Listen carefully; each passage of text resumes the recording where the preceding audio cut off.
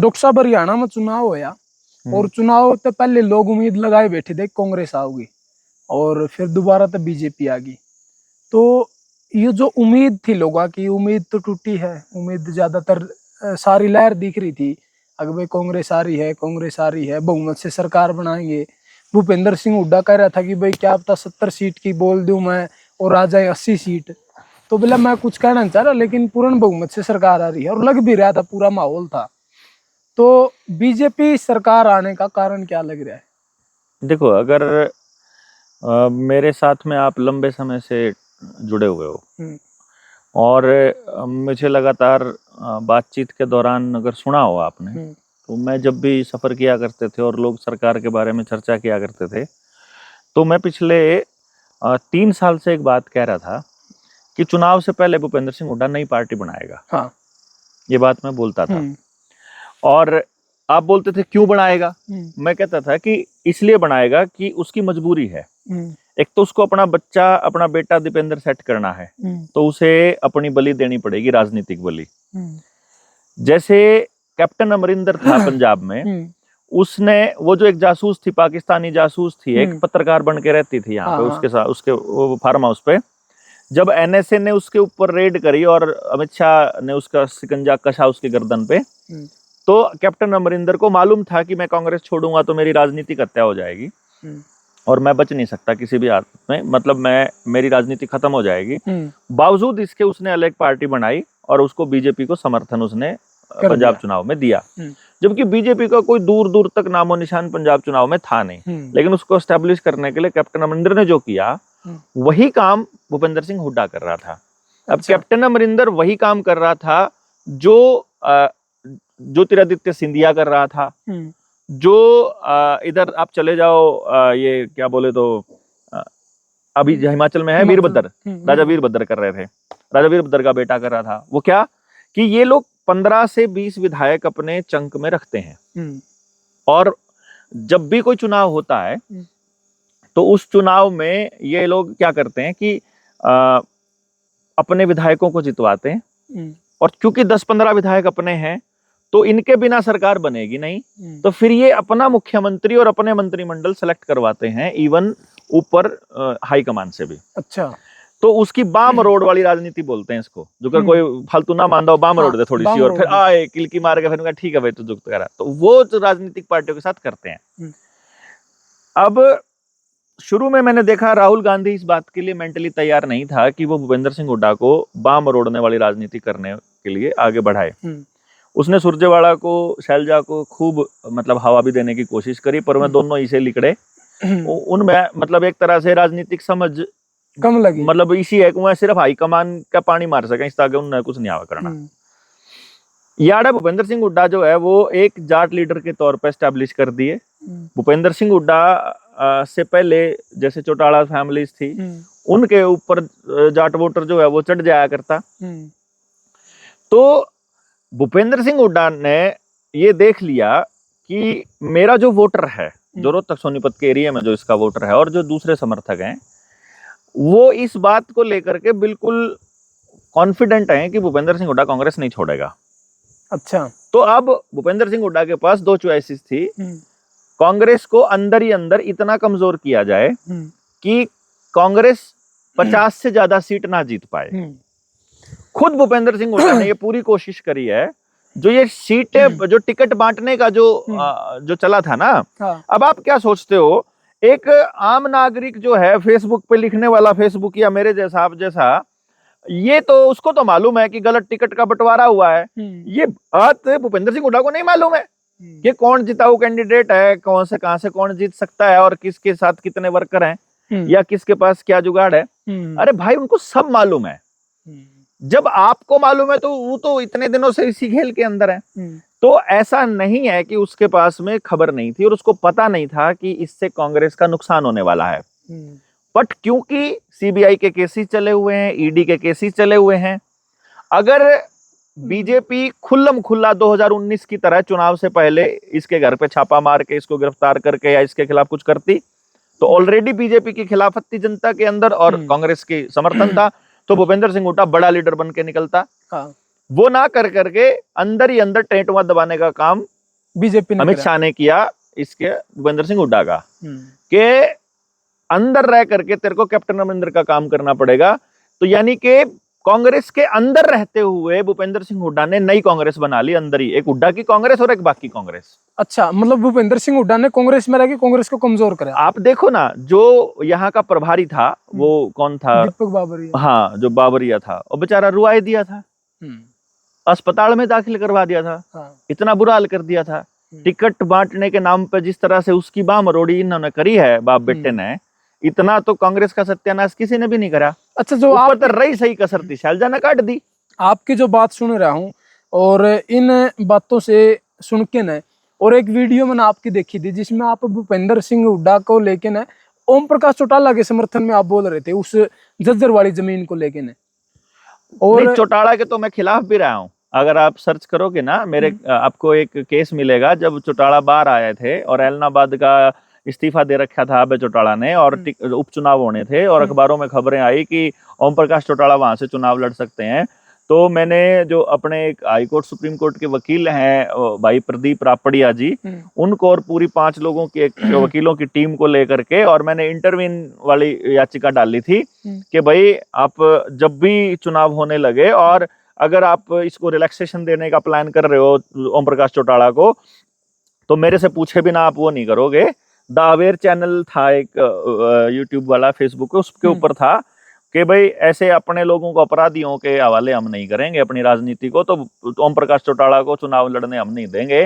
मैं देश का, इस हरियाणा का वोटर हूं, तो मेरे से पूछे बिना चुनाव आयोग कोई फैसला ला ले उसके चुनाव लड़ने पे। मुझे बड़ी धमकियां भी मिली थी उन दिनों में एनएलओ के वर्करों की तरफ से। हाँ, काफी सारा बवाल मचा था।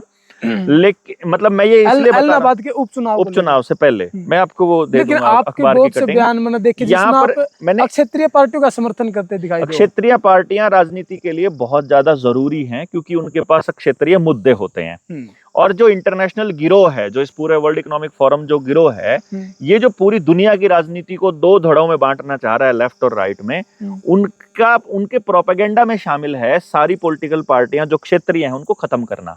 अच्छा। चाहे पश्चिमी बंगाल में ममता के ऊपर अटैक हो, चाहे यहाँ मुलायम सिंह यादव के ऊपर अटैक हो, चाहे मायावती के ऊपर अटैक हो, चाहे फिर पंजाब में चाहे वो नीतीश कुमार के ऊपर अटैक हो, और पंजाब में अकालीज के ऊपर हो, ये पूरा का पूरा गेम आप देखो। पंजाब के अंदर अकालीज एक भी नहीं जीत पाए, इधर आप चौटाला से एक भी नहीं जीत पाए। जो कभी जिनकी तूती बोला करती थी वो पब्लिक के अंदर एक परसेप्शन बनाने की कोशिश की जा रही है कि क्षेत्रीय पार्टियां कुछ नहीं होती, क्षेत्रीय मुद्दे कुछ नहीं है, अब तो मुद्दे केवल वो बचे हैं जो राष्ट्रीय और अंतर्राष्ट्रीय लेवल के। तो ये तो बनाया जा रहा है एक माहौल। लेकिन ओम प्रकाश चौटाला के मैं खिलाफत की बात कर रहा हूँ, फेवर की बात भी मैंने की थी कि ओम प्रकाश चौटाला ने जब ये बयान दिया था, जो भूपेंद्र सिंह हुड्डा ने जमीन बेची थी रिलायंस को, SCZ के 12,000 एकड़ जमीन थी वो झज्जर और सोनीपत के एरिया की, और वो खाली पड़ी थी जिसके ऊपर कोई काम नहीं हो रहा था, जिसके ऊपर मैं समझता हूं कि बड़ी समझदारी से कांग्रेस ने उसके ऊपर रोक लगा रखी थी, क्योंकि वो वर्ल्ड इकोनॉमिक फोरम के एजेंडे को रोक रही थी वो वहां पे जमीन पड़ी हुई। तो मैं ये देखता हूं कि उस चीज को देखते हुए वापस भी जमीन नहीं दे रहे थे वो लोग, किसान अपनी जमीन वापस मांग रहे थे। तब ओम प्रकाश चौटाला ने एक बयान दिया था कि तुम एक बार सरकार बना दो और इस जो ये SCZ की जमीन है इसमें तूड़े नहीं बर्बादी थारी तो मैंने कह दियो, और ये इस टाइप का बयान था। देखो ये बयान में मैं इसके ओम प्रकाश चौटाला के साथ हूं, लेकिन साथ ही साथ यही ओम प्रकाश चौटाला जब ये बोलते हैं कि मैं तारी 7 पीढ़ियां का जुगाड़ कर दूंगा, तो वहां मैं उनके खिलाफ हूँ। 7 पीढ़ियों का जुगाड़ किस तरह? वो अपने वर्करों को बोलते हैं कि अब की बार सरकार बना तो थारी 7 पीढ़ियां का जुगाड़ कर देंगे। 7 पीढ़ियां का जुगाड़ अगर मैं किसी एक वर्कर के करूंगा, या कोई भी नेता है किसी एक वर्कर का करेगा, तो किसी की 7 पीढ़ियों को बर्बाद करके करेगा भाई। परमात्मा ने, प्रकृति ने आपको आपके हिस्से का दे रखा है। यदि आपको आपकी जरूरत से ज्यादा आपके पास स्टोर है तो आप किसी और के हिस्से का लेकर के बैठे हुए हो। ये बात उसको समझनी नहीं थी, इतनी समझ में आनी चाहिए थी इतने बड़े नेता होने के नाते। जो आप बात बोलने लग रहे हो, वर्ल्ड इकोनॉमिक फोरम का जिक्र आप कर रहे हो, या फिर जो वर्ल्ड लेवल की बात आप कर रहे हो, इन षड्यंत्रों का अबे चौटाला को नहीं पता? मुझे लगता है इनको सब पता है, मतलब मैं जहां तक मानता हूँ, क्योंकि अबे चौटाला ने वैक्सीन नहीं लगवाई शायद, और इन्होंने अपने वर्कर्स को भी नहीं बोला कि लगानी है कि नहीं लगानी है। इसी तरह से ओम प्रकाश चौटाला ने तो वैसे ही बचे हुए हैं। जितने नेता हैं ये लोगों को मुझे नहीं लगता कि नहीं पता है। इनके बीच ही तो फिर फार्मा कंपनियों इनको के पता लोग भी लॉबिंग है, करते हैं ना, इनके पास तो लाइजनर्स होते हैं, वो लाइजनिंग करते रहते हैं और इनसे मतलब वो अपने पॉलिसीज बनवाते रहते हैं। इनको पता भी इस बात का, पता भी है कई बार पब्लिक का नुकसान होता है इससे, लेकिन वो उसके बावजूद भी ऐसी पॉलिसीज पे साइन कर देते हैं या ऐसी पॉलिसी बना देते हैं। जैसे मैं आपको बताता हूँ कि किसी जगह पर अगर आपने कोई होटल खोलना है और वहां पर जो मौजूदा पॉलिसी है वो अलाउ नहीं करती है, तो वो उसका नाम ही बदल देंगे या उस जगह को ही बदल देंगे। कैसे? जैसे गाय के जब जम्मू कश्मीर के अंदर जब ये क्या नाम, गाय मारने को जब अवैध घोषित कर दिया गया था, उसी वक्त जम्मू JNK के अंदर जो नील गाय है उसका नील गाय से नाम बदल के मतलब गाय वाली कैटेगरी से निकाल दिया, गाय वाली कैटेगरी से निकाल दिया। ठीक है, तो अब आपको मारना अब वो वैध हो जाएगा। इसी तरह से जब ठेके थे, जब आए कि भाई जो स्टेट वो होंगे हाईवेज होंगे उनके आसपास इतने मीटर तक ठेके नहीं खुलेंगे, तो स्टेट हाईवेज का नाम ही बदल कर डिस्ट्रिक्ट हाईवे कर दिया, मतलब या वो उसका रोड नाम बदल के कुछ और कर दिया, बदल दिया, तो रोड का ही नाम बदल देंगे, तो उसके बाद वो पॉलिसी वहां लागू नहीं होगी।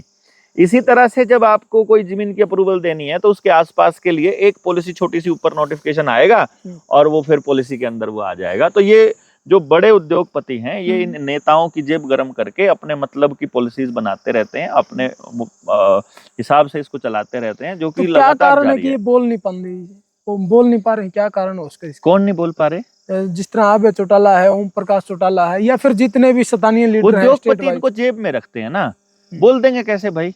इनकी पॉलिटिकल पार्टियों को फंडिंग कहाँ से मिलती है? आम आदमी, आम इंसान तो इनसे ऑलरेडी कट चुका है। राजनीतिक इतिहास है या फिर राजनीतिक धरोहर तो उन्हें बरकरार रखनी है अपनी। भाई राजनीतिक धरोहर बरकरार रखनी ना रखनी ये तो वो बताएंगे अपनी, वो उस पे तो सवाल जवाब तो वही दे सकते हैं। मैं तो सिर्फ इतना बता सकता हूं कि जनता को ये नहीं मालूम है कि ये लोग उनकी वोट के ऊपर इतने निर्भर हैं कि कितना ही बड़ा बाहुबली हो और कितना ही पैसे वाला हो और कितना ही बड़े गढ़ वाला हो, उसको चुनाव के वक्त वो घुटनों पे आ जाएगा। उसे आप बोलोगे ना मेरे गेहूं कटवा दे, तो वो गेहूं कटवाने भी लग जाएगा। उससे कहोगे मेरी नाली साफ कर दे, तो वो न चाहे जीभ गेल करवा लियो, उसको साफ कर देगा। जो कर कहोगे न्यू कोडा उड़ने तैयार हो जाएगा वो, जब चुनाव के टाइम पे। लेकिन चुनाव के बाद फिर वो आपको कोडा करेगा। ये मतलब खेल जो है इसको समझना आम जनता को बड़ा जरूरी है। यहाँ उस अवेयरनेस की जरूरत है जहां जनता को ये मालूम हो कि मैंने वोट दान में नहीं देनी है, मतदान नहीं देना है, मत अधिकार का इस्तेमाल करना है अगर वो मत देना भी चाहता है तो। और अदरवाइज जैसे हमने किया था, चुनाव आयोग को चिट्ठी लिख दी थी हमने चुनाव से पहले कि मैं अपने मत का उपयोग नहीं करूंगा और मैं किसी को भी अपनी तरफ से कोई कानून बनाने की परमिशन नहीं देता हूं। मैं एक इंडिपेंडेंट सोल हूं, मैं परमात्मा की बनाई हुई कृति हूं, तुम्हारे बनाए हुए किसी नियम से चलने का मेरे ऊपर कोई बाध्यता नहीं है। क्योंकि ये जो जितने भी नियम और जितने भी कानून ये लीगल भाषा में लागू होते हैं, ये आपकी कंसेंट से लागू होते हैं, आपकी सहमति से। आपकी सहमति के बिना नहीं होते हैं। तो फिर सहमति कब लेना है? वोट दे करके। जो ये पीपल्स रिप्रेजेंटेटिव एक्ट है जो 1951 या 56 का शायद ऐसा कुछ है, उस 51 वाले एक्ट के अंदर जो वोट कर देता है आदमी, वो अपने हाथ बांध लेता है और उसने अपना मत दे दिया इनको अपनी मर्जी से नियम बनाने का, एक तरह से ऐसा समझो। अच्छा हाँ, तो वो जिसने मत डाल दिया, जिसने वोट डाल दी उसने अपने हाथ काट लिए समझो। यानी वोट दे करके, वोट दान करके आप अपने आप को कमजोर करते हो। तभी तो गांव में जब वोटिंग नहीं होती थी तो गांव वाले बिल्कुल ऐसे खड़े होते थे और पुलिस वाले गांव के बाहर खड़े होते थे। गांव की कमेटी जो होती थी या गांव का जो पुलिस मित्र होता था या गांव का नंबरदार होता था या सरपंच होता था, उससे पूछे बिना गांव में एंट्री कहाँ होती थी पुलिस वालों की? पुलिस एंटर नहीं कर सकती गांव में जब तक गांव मजबूत है और इकट्ठा है, जल जंगल जमीन जानवर पर आधारित उसकी व्यवस्था है, और वोट को वो दान नहीं करते हैं। आपने वोट दान कर दिया तो समझ लो आपने अपने हाथ काट के उनके हाथ में दे दिया। अगर स्थानीय नेताओं को इस पूरे खेल का पता है और पता होने के बावजूद भी वो बोल नहीं पा रहे हैं, लेकिन सरकार तो बनाना चाहो। हाँ, मैं ये कह रहा हूँ सरकार बनाना चाहते हैं, उनको बोलना अलाउड नहीं है ना भाई। देखो बोलने की औकात नहीं है ना उनकी, क्योंकि उनका सारा ही काम उद्योगपतियों से चलता है ना। अब जिस तरह एक टाइम था जिस टाइम पे इनेलो की पूरी तुत्ती हरियाणा बोल रहा है, और फिर आज यार है कि 2 विधायक वो बना पाए अपने। और जेजेपी है, जेजेपी का वजूद ही खत्म हो लिया। किसी भी पार्टी की कोई तूती नहीं बोलती है। जो जनता है उसको किसी एक पार्टी में उम्मीद नजर आती है, वो उम्मीद के सहारे उनकी दुकानदारी चलती है। ये उम्मीद कोई और जगा देगा तो उनकी तूती बोलनी शुरू हो जाएगी। बात है कौन आदमी जनता को मजबूती देता है, कौन आदमी ये कहता है कि जो एसडीएम है या डीसी है उसके लिए कौन आदमी ये पॉलिसी बना सकता है या ये फरमान जारी कर सकता है कि जनता जो कहेगी वो तुम्हें करना पड़ेगा। यहाँ उल्टा हो रहा है ना, यहाँ एसपी जनता को डंडे मार रहा है, एसपी बुलडोजर चला रहा है, डीसी किसी का घर गिरा दे रहा है, डीसी मतलब अपनी मनमर्जी चला रहा है। और मैंने आपको पहले ही बताया था, आप देख लीजिए 8 तारीख को चुनाव के रिजल्ट आया है हरियाणा के अंदर। मैंने 7 तारीख को एक वीडियो डाली थी कि किसी भी जनरेशन को या स्टेट को बर्बाद करने के लिए 15 साल से 20 साल का समय लगता है अगली जनरेशन की सोच को खराब करने के लिए। इसीलिए 15 या 20 साल, जब भी कोई भी सरकार 15 या 20 साल लगातार रहेगी, समझ लीजिए उनके इशारे पर चल रही है और वो आपकी जनरेशन की सोच को बदलने के लिए चल रही है। चाहे फिर हरित क्रांति के दौर की बात कर लीजिए, चाहे फिर देवगौड़ा के टाइम की बात कर लीजिए, चाहे फिर कांग्रेस के उस दौर की बात कर लीजिए जब एलपीजी की स्कीम आई थी, लिबरलाइजेशन, प्राइवेटाइजेशन और ग्लोबलाइजेशन की स्कीम आई थी, और चाहे अब नरेंद्र मोदी की आप सरकार का हिसाब अच्छा, जो हरियाणा में सरकार बनी है मतलब 15 साल हो गए, तो 15 हो जाएंगे, 15 हो जाएंगे 2029 तक। हाँ। तो मतलब पूरी सोच बदल चुकी होगी जनरेशन की। आप देख लो ना, नई पीढ़ी के पास क्या नॉलेज है, उसके पास कुछ भी नॉलेज नहीं है। डंगरों का उनको नहीं पता, खेत का उनको नहीं पता, वन जंगलों का उनको नहीं पता, जंगल भी कुछ होते हैं। उनको लगता है एआई के बिना काम नहीं चलेगा, उनको लगता है कंप्यूटर कोडिंग के बिना काम नहीं चलेगा, उनको लगा नौकरी नहीं है तो नॉर्मल है उनके लिए। पढ़ाई उनको ऑनलाइन वाली पढ़ाई चाहिए होती है, सीखने के नाम पे उनको कुछ नहीं आता। कोई गाड़ी रिपेयर करनी, कोई इंजन रिपेयर करना, कोई खेत में पानी कहाँ से निकलेगा, पानी नहीं आएगा तो ऐसे हाथ जोड़ के बैठ जाएंगे। फ्री के अनाज मिल रहा है, 5 किलो अनाज मिल रहा है। तो ऐसी सोच, जिसने स्कूल में पढ़े बिना ही जो पास हो गए थे लॉकडाउन के दौरान, ये लॉकडाउन की पैदाइश है सारे के सारे। इनके अंदर अकल कहाँ है, आप देखिए कहाँ है। वो 30 सेकंड से ऊपर तो वो मोबाइल पर नहीं टिक पाते, उनका कंसंट्रेशन का लेवल इतना है। वो जैसे हमारे वीडियो इतनी लंबी लंबी है, ये वीडियो देख ही नहीं सकते, बर्दाश्त ही नहीं कर सकते इन वीडियो को। आप जो इतना बड़ा जागरण चला रहे हो या फिर लोगों के बीच जाओ हो, तो आपकी मनसा है कोई चुनावी मतलब पिच तैयार करने की या फिर चुनाव में आने की, कुछ राजनीतिक मनसा आपकी हो? देखो, सबसे पहली बात तो ये है कि मैं जो अभी जो कर रहा हूँ ये राजनीति ही है। पहले बात तो ये है। दूसरी बात मैं आपको ये कह रहा हूँ कि इस तरह की राजनीति होनी चाहिए। और तीसरी बात ये है कि मैं चुनाव नहीं लड़ूंगा, यानी कि राजनीति तो मैं कर ही रहा हूँ, तो हम क्या करेंगे? राजनीति किस तरह? ये तो राजनीति है ना, राजनीतिक बात करना, हर मुद्दे की बात करना ही राजनीति है। अच्छा। मुद्दों की बात ही करना देखो, वो सब उधर बैठ करके बात करते हैं, यही पक्ष की और विपक्ष की, इधर हम बाहर कर रहे होते हैं। तो हम जनता के बीच जाकर के कर रहे हैं। हमारा जो मकसद है, जो जनता सरकार मोर्चा का मकसद है, वो ये है कि जो देश की जनता है, जो समाज है, उसको उसकी ताकत का एहसास कराया जाए कि तुम्हारी एक वोट की कितनी ताकत है, ये तुम्हें मालूम होना चाहिए। 10,000 करोड़ रुपए रोज कमाने वाला अडानी, उसकी वोट भी एक, और 200 रुपए दिहाड़ी करने वाला मजदूर, उसकी वोट भी एक। यानी उसकी वोट वाली ताकत अडानी की ताकत के बराबर है, मोदी की ताकत के बराबर है, इतनी बराबर है। समझ रहे हो आप मेरी बात को? हाँ। यानी कि वो गरीब से गरीब आदमी, कमजोर से कमजोर आदमी जो 18 साल का और जिसकी वोट और जो वोट डाल सकता है, उसकी जो वोट की ताकत है वो किसी भी मंत्री, किसी भी बाहुबली, किसी भी उद्योगपति की ताकत से ज्यादा है। उसको 500 रुपए में, 1000 रुपए में, कंबल में, साड़ी में, बैग में, अनाज में, जाति में, धर्म में दे देगा तो वो अपने बच्चों के लिए नरक का दरवाजा खोलेगा। ये उसको समझाना है। इतनी बड़ी चीज को एक छोटी टुच्ची सी चीज के लिए ना दो। तुमको उद्योगपति से क्या उससे नेता से क्या मांगना है? जब नेता तुम्हारे गांव में आए और वो वोट मांगने के लिए आए, तो तुम्हारे पास स्कूल की एक लिस्ट होनी चाहिए सवालों की। इन सवालों के जवाब दिए बिना वोट मांग लिया तो गांव में नहीं घुसना है। ये सवालों के जवाब है। अपना टारगेट है ऐसे सवाल जो पैदा होने से लेकर मरने तक, सुबह से लेकर रात तक, और आपके जीवन के हर पहलू से जुड़े हुए हों। उनका आपके खाने से लेकर, आपके खाना बनाने उगाने से लेकर के, और लास्ट में उस एक्सक्रीटा को इस्तेमाल करने तक, जितना भी आपका जीवन शैली है, उस जीवन शैली से जुड़े हर सवाल को उठाने की हिम्मत देना हमारा काम है। उसके बाद जिसके पास इनके सवालों के जवाब होंगे वो वोट मांग सकते हैं। अगर ऐसा कोई नेता नहीं आता है तो जनता सरकार मोर्चा जनता की तरफ से ऐसे लोग तैयार करेगी, जनता सरकार मोर्चा तैयार करेगा। हम हर गांव से 5 विधायक मांगेंगे, हर गांव से एक ओबीसी, एक एससी, एक महिला, 2 जर्नल। गांव बड़ा है 10 दे दो, आप 15 दे दो, 15 विधायक। कंपटीशन करते हैं ना, सबसे बढ़िया आदमी कौन है? जो ईमानदार परिवार से बिलोंग करता हो, जिसके परिवार के ऊपर कोई बट्टा ना हो, जिसने किसी की बहू बेटी छेड़ने का मतलब इस तरह से, यानी चोरी और जारी से बचा हुआ आदमी, वो व्यक्ति आप आओ जनता सरकार मोर्चा में अप्लाई करो, हम फॉर्म निकालेंगे बराबर में कि ये तुम लोग चपड़ासी का फॉर्म भरते हो, हम एमएलए का फॉर्म निकालेंगे। तुम अगर उस फॉर्म को भरते हो तो हम तुम्हारी ट्रेनिंग करेंगे अगले 3 साल 4 साल। वो ट्रेनिंग आप पास कर लोगे, उसके बाद एक पेपर होगा, जो फर्स्ट आएगा हम उसको उस पर जनता का कैंडिडेट बनाएंगे। हम कोई पार्टी नहीं बनाएंगे, हमने किसी को चुनाव नहीं लड़वाना, हमारा कोई टारगेट नहीं। अरस्सिकारा के साथ आप इस चुनाव में देखे गए और वीरेंद्र गोगड़िया के साथ भी हम लोग देखे गए। हाँ, वीरेंद्र गोगड़िया के साथ, लेकिन दोनों में से किसी को नहीं बना पाए।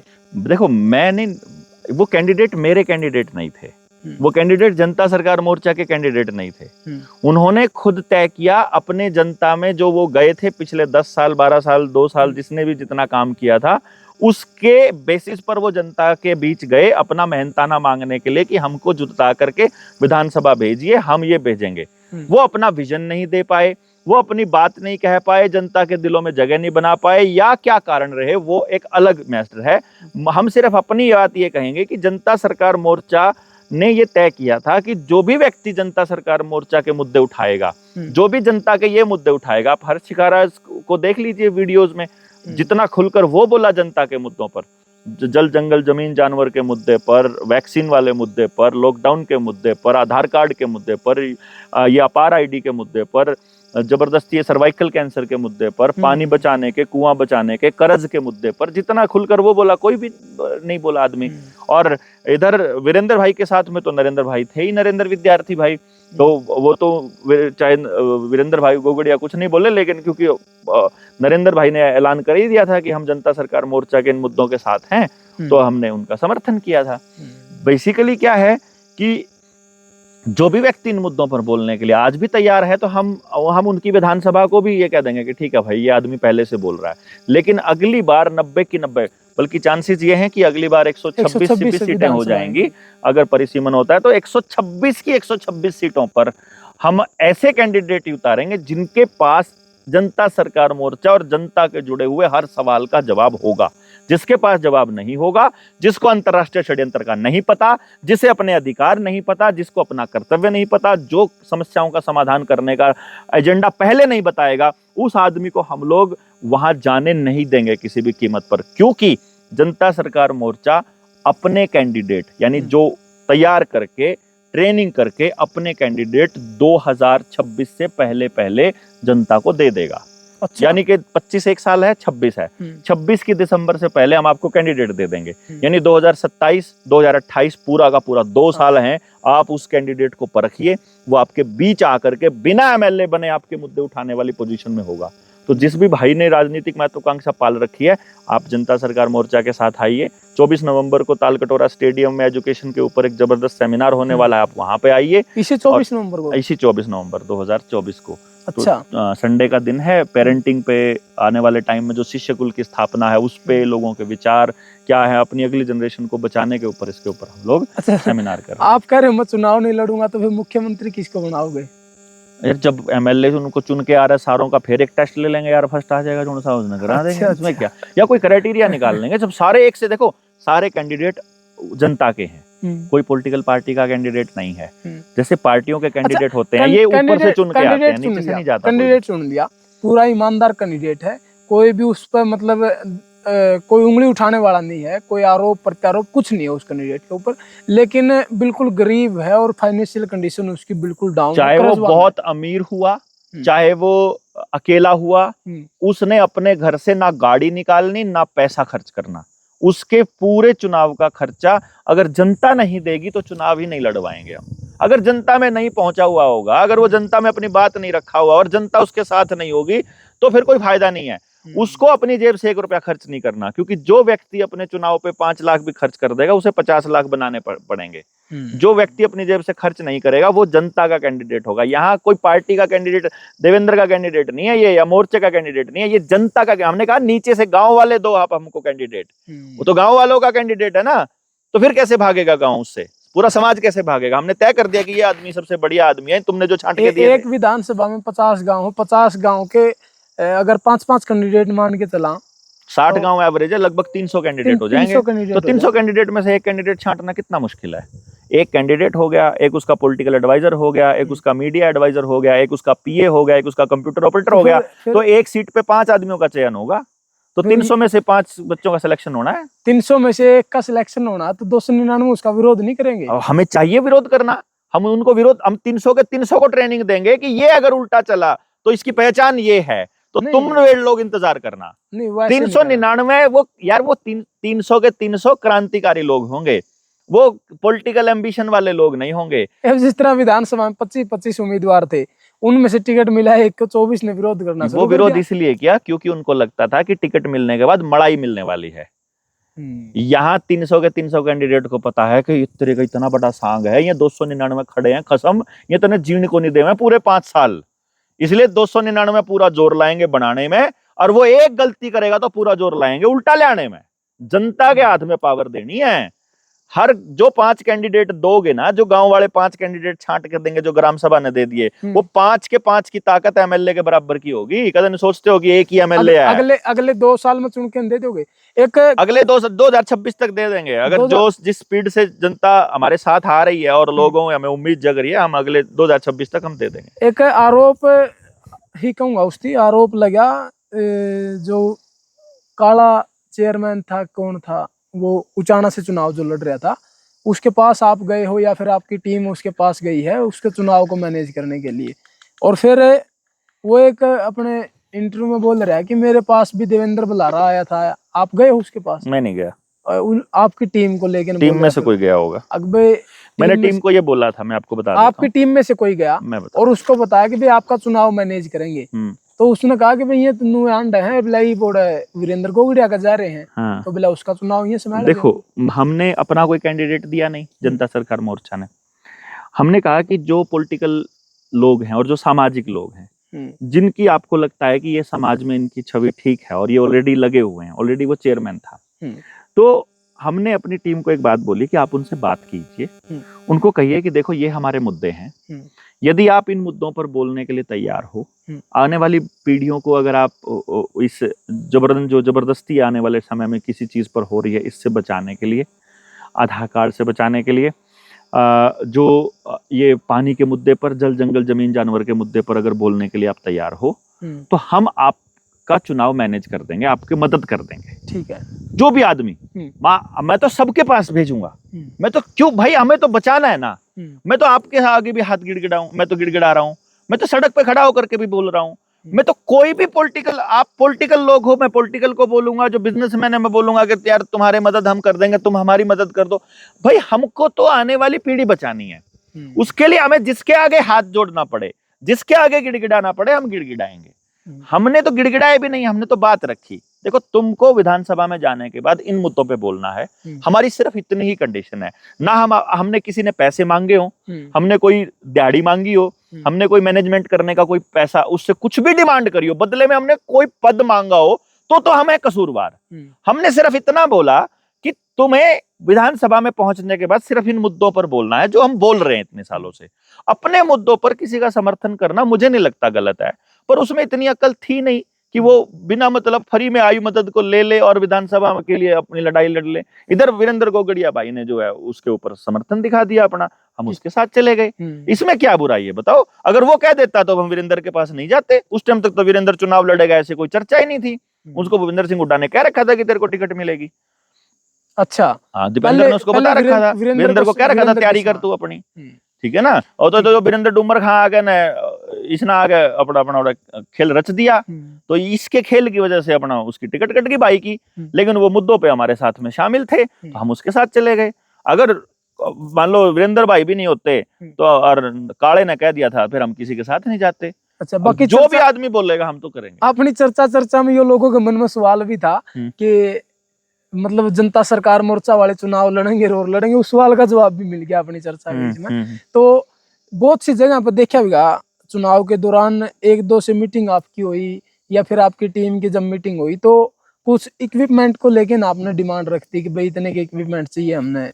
तो अगर इतना बड़ा आप सिस्टम ले रहे हो कि भाई आप किसी को विधायक बना सको, तो फिर कोई साथ सहमत है आपके मुद्दों पे बात करने के लिए, तो फिर उसने ये डिमांड की। अच्छा, गाड़ी में हम अपनी तोड़ा, गात भी हम अपना तोड़ा, दिमाग भी लावा, एक्सपीरियंस भी देवा, अपनी क्रेडिबिलिटी भी देवा, समाज में जो इतना नाम कमा रखा, जो समाज में इतनी विश्वास कमा रखा, उस विश्वास भी उससे देवा।